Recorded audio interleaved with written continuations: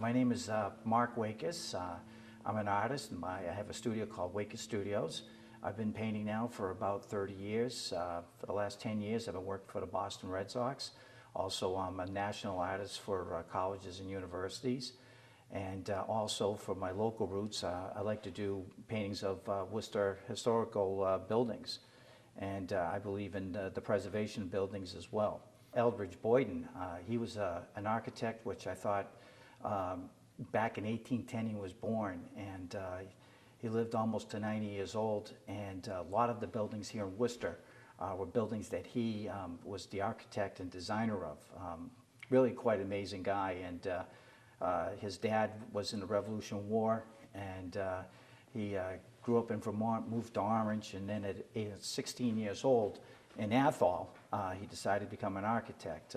But he moved to Worcester, and some of his buildings were St. Paul's Cathedral, Mechanics Hall, the Webster Firehouse, and there's 3 or 4 others that I thought he was an architect ahead of his time.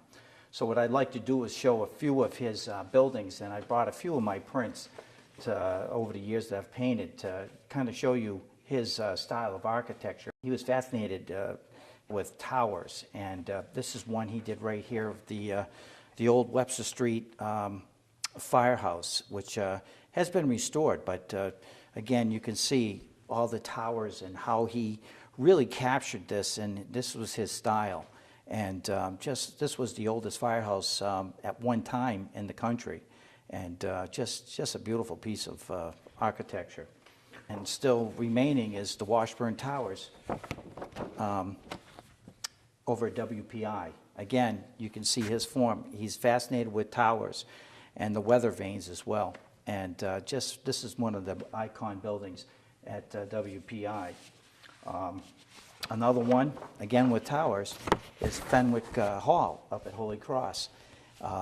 Again, it's just these enormous towers that just to this day are in fantastic shape, and it's just again, I'm just fascinated how he thought at the time, and until this day the buildings still stand. One of the most, I think, best buildings in the country at the time. This building was Mechanics Hall. As we all know, it's, I think, one of the best buildings and halls in the country.